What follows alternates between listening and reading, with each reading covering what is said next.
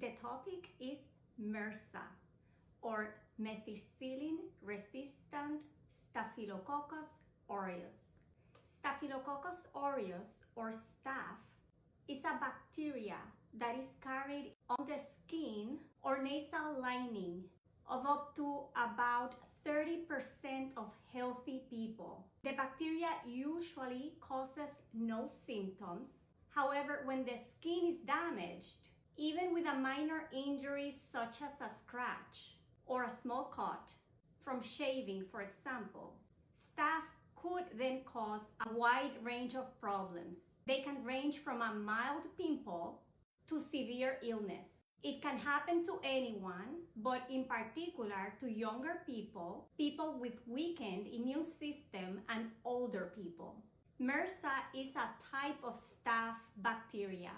Some strains of staph have become resistant to penicillin and methicillin and other commonly used antibiotics. The strains that are resistant are called MRSA. They cannot be cured with the traditional or usual antibiotics that are used to treat infections. MRSA needs to be treated with alternate antibiotics.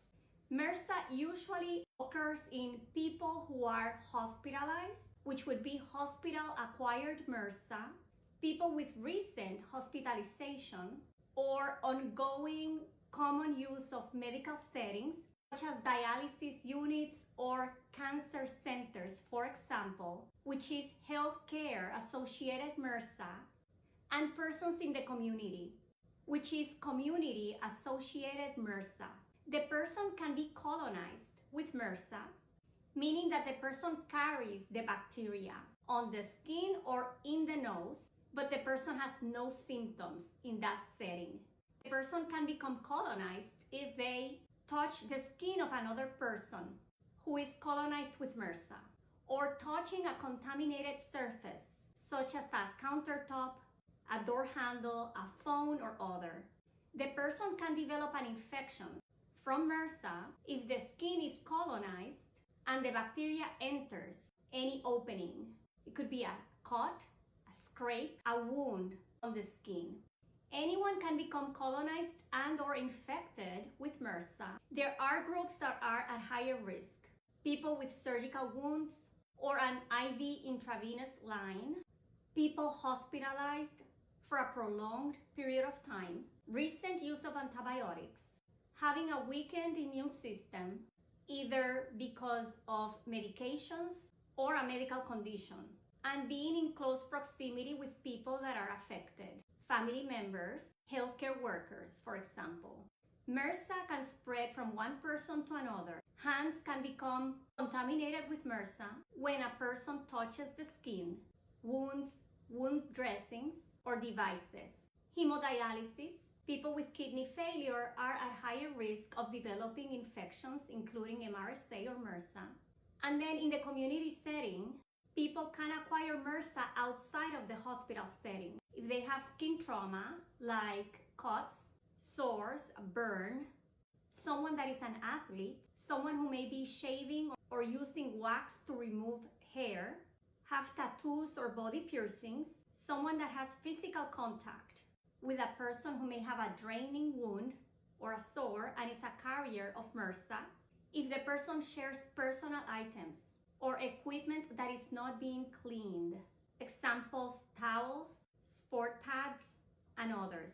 Community-acquired MRSA is more common in daycare centers, prisons, the military, athletes.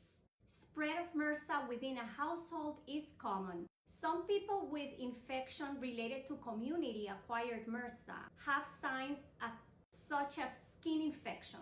They may appear simultaneously or spontaneously.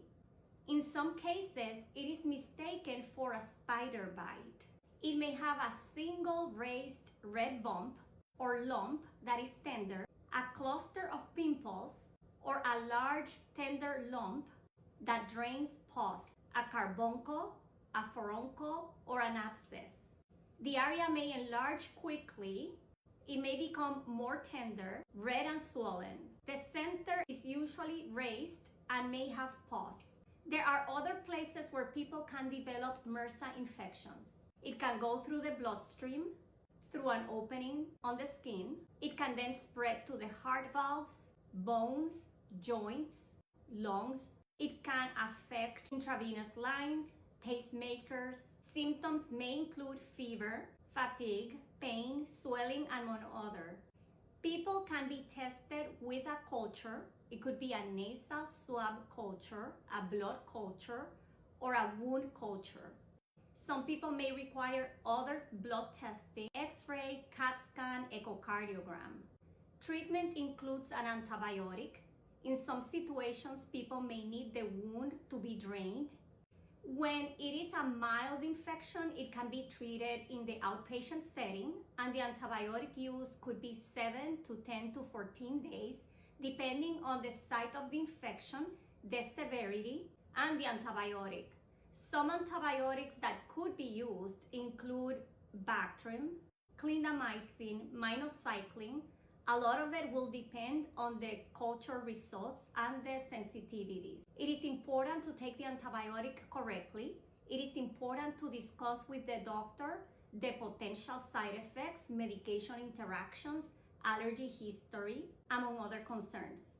If the oral antibiotic is not working or the person cannot take an oral antibiotic, they may need to be on intravenous antibiotics. When people are very sick, they may need to be in the hospital and get intravenous antibiotics. In some situations, additional management may be needed. For example, mupirocin, ointment, chlorhexidine soap, or a mouthwash, or other treatment options. When someone is colonized, they can be treated with mupirocin, ointment, or chlorhexidine soap. Prevention of MRSA includes hand washing in every setting.